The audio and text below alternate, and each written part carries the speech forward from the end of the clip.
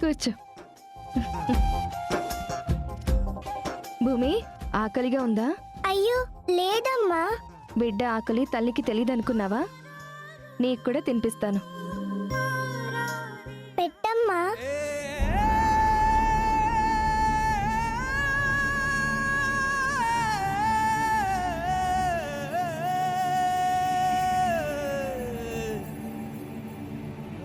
అన్నం తినాలంటే అమ్మ దగ్గర చెయ్యి చాచకూడదు, నోరు తెరవాలి. నేనే తినిపిస్తాను కదా. అలాగే అమ్మా.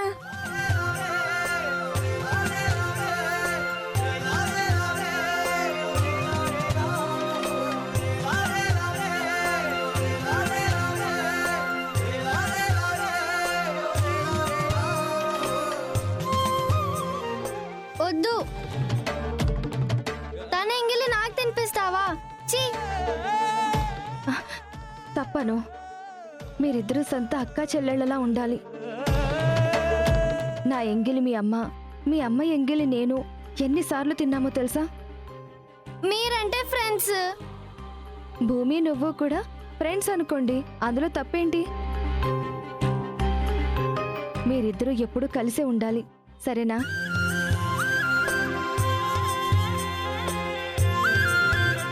ఆకలి వేస్తుంది కదా, ఇప్పుడు కూడా తినకుండా మొండికేసావనుకో నువ్వే బాధపడతావు.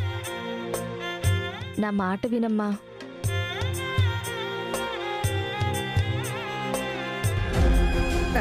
వాణిగారు, మీరేం కంగారు పడకండి. ఇప్పుడే మీరు పంపిన పార్సిలు నాకు అందింది. నేను తనకు తినిపిస్తాను.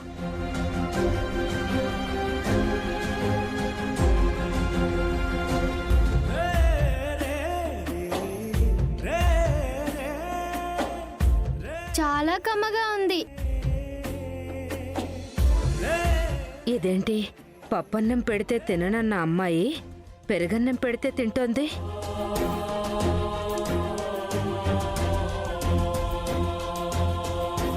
అయినా సరే ఇక్కడ ఉండటం కరెక్ట్ కాదు.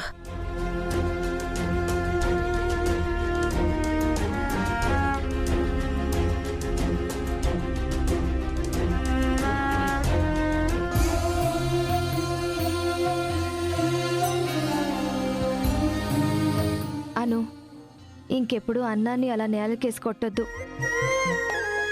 మనం జీవించినంత కాలం మనం తినే ప్రతి మెతుకు పైన మన పేరు రాసుంటుందని పెద్దవాళ్ళు చెప్పేవారు. అన్నం దేవుడితో సమానం.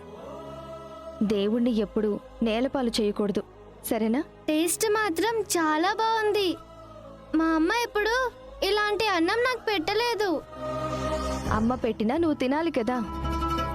స్పూన్ ఫీడింగ్తో పెరగడానికి, అమ్మ గోరు ముద్దలు తిని పెరగడానికి చాలా తేడా ఉంటుంది. అందుకే నిన్ను మీ అమ్మ నా దగ్గరికి పంపించింది.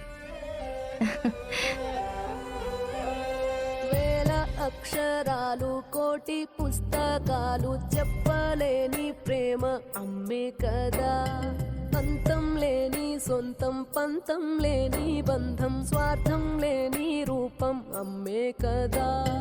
ఎంత నిండుగా నీడనిచ్చిన ఎండ తప్పని చెట్టే అమ్మ.